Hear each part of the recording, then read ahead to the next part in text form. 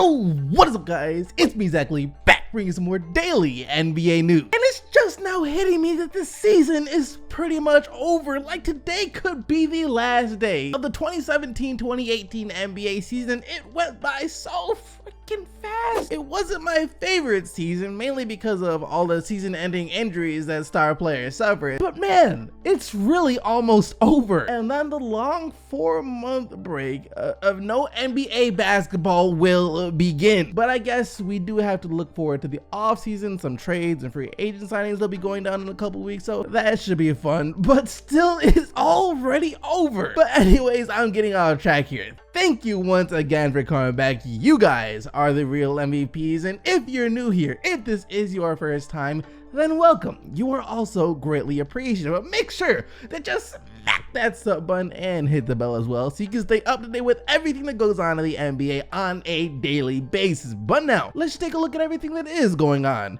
in the NBA. First up in the news, we are getting some outright shocking news regarding Kyrie Irving and the Boston Celtics, as we got reports in this morning saying that the Boston Celtics are worried that Kyrie Irving is going to leave them in the summer of 2019. I think they're scared. I think they're scared and should be scared to some degree of Kyrie Irving walking in 2019. I know he had a great year, but you know there are people in Cleveland that will tell you that the Knicks should be considered a real threat for Kyrie Irving, because Kyrie talked about it, about playing with the Knicks with some players in that Cleveland locker room, from what I was told. Now, back when Kyrie Irving originally asked to be traded from the Cleveland Cavaliers, the New York Knicks were one of the teams that he wanted to be traded to. Of course, Kyrie Irving grew up in the New York area, and every player wants to be that hometown kid who winds up playing for their hometown team. So I guess the threat of New York stealing Kyrie Irving away from Boston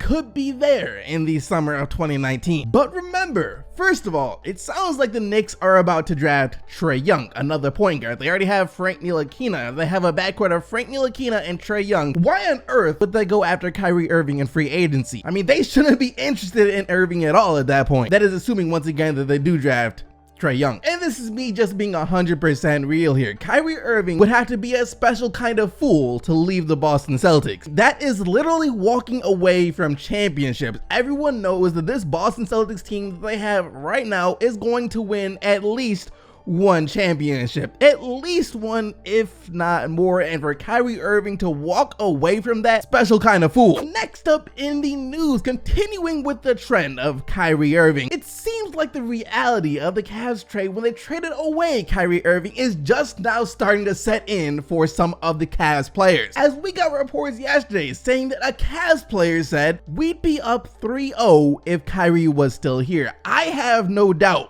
Do you? Personally, I don't know if they will be up 3-0. You can't just take the outcomes of the game without Kyrie, say, well, the Cavs had Kyrie in that game, they would have won, because that's not how it works. The game would have played out completely differently. But I will say there's no way the Cavs are down 0-3 in this series. They might be up 2-1. They might be down 1-2. Maybe they are up 3-0. We will never know. Also, the Cavs player who said this was either J.R. Smith or Tristan Thompson, because outside of Thompson, Smith, Korver, LeBron, and Love, every other player on the Cavs is brand new. They weren't there last year, so they would not be saying if we still had Kyrie. Also, we know that Love, Korver, and for sure LeBron would never be caught dead saying these things, so they're out of the equations. That leaves us with Tristan Thompson and J.R. Smith. I got my money on J.R. Smith. He seems like the type to say something exactly like this. Assuming that it really is you saying this, J.R., sure, you might be in a better position if you still had Kyrie, but you could also be in a better position if you yourself were just playing better. You averaged 2 points per game in the series against Boston. You cost the Cavs game 1. What are you talking about if we had Kyrie? If they had a good version of you, they wouldn't be in this situation. That being said, I will admit that Kyrie Irving would make this series a lot more interesting, but at least Klay Thompson is happy that he doesn't have to guard Kyrie anymore. I'm happy I don't have to check Kyrie anymore, though, that's for sure. That guy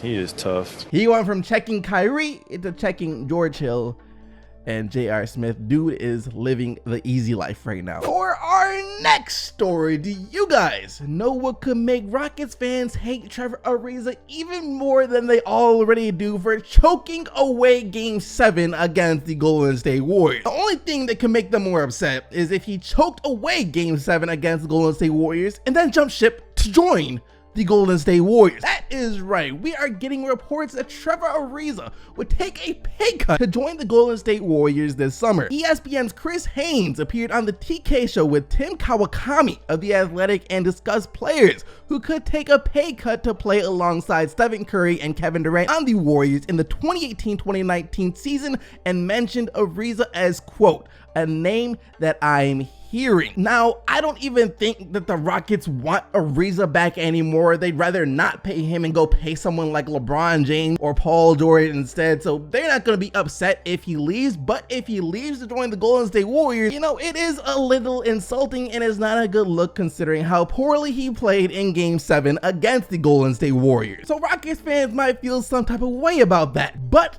then again, think about this reverse scenario. Trevor Ariza does leave you guys, joins the Golden State Warriors, and then you guys somehow beat the Golden State Warriors in the NBA playoffs. Like, that would be poetic justice, right? Next up in the news, you guys remember a couple of days ago when Stephen A. Smith said that LeBron James would meet with the Golden State Warriors and the Boston Celtics to discuss signing with them in free agency. Well, I still think that's a bunch of crap. I don't see that happening whatsoever, but it's not about what I think, it's about what could happen. So the media went to Draymond Green yesterday to get his take on if LeBron James signed with the Golden State Warriors, and this is what Draymond Green had to say. I think if LeBron is on the Golden State Warriors, there's a high possibility that I won't be here. So it is what it is. It's a business, right? Why does it sound like Draymond Green knows something that he's not telling us about? Why does it sound like he knows that he's about to get traded so the Golden State Warriors can have the space to sign LeBron James? Yo, I swear on everything, if LeBron James signs with the Golden State Warriors this summer, I am done. I will become a cooking channel. I don't know what I will do, but I will be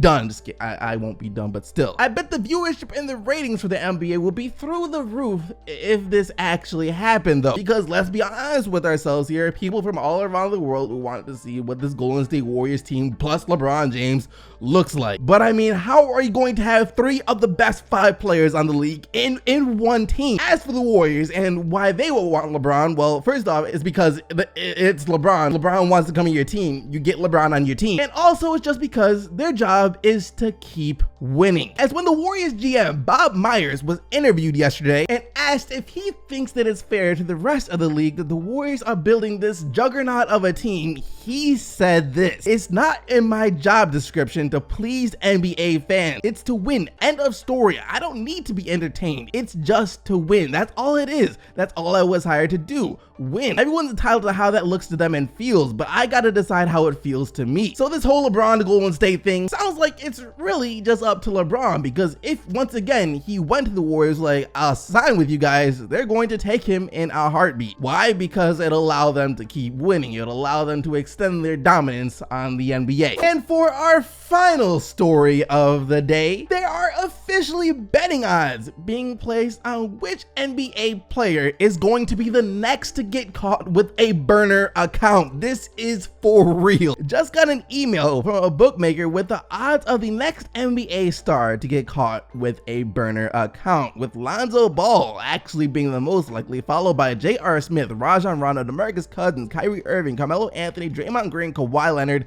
and Damian Lillard. Now, I could honestly see Draymond being caught with a burner account. I could see Carmelo being caught with a burner account. JR, I don't know if he knows how to operate a burner account, but why on earth was Kawhi Leonard on this list? Does this guy even have a regular Twitter? Does he have a phone or a computer that he can tweet from? Kawhi Leonard with a burner account? Anyways, cross him off the list, but another one you can cross off is DeMarcus Cousins, as he responded to this tweet by saying, "Nah, I'll say whatever I gotta say face to face." I think overall the odds of us discovering another player with a burner account are getting lower and lower each time someone else gets discovered using a burner account, because I would like to imagine that if these players keep seeing other people get caught, that they will be smart enough themselves to deactivate their burner accounts, because it's really only a matter of time before you slip up. Anyways, that is going to bring us to the question of the day. How different do you think this Cleveland Golden State series would be if the Cavs still had Kyrie Irving? Let me know down in the comment section below, but that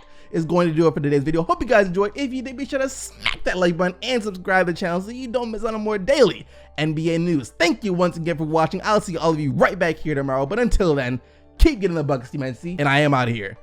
Peace!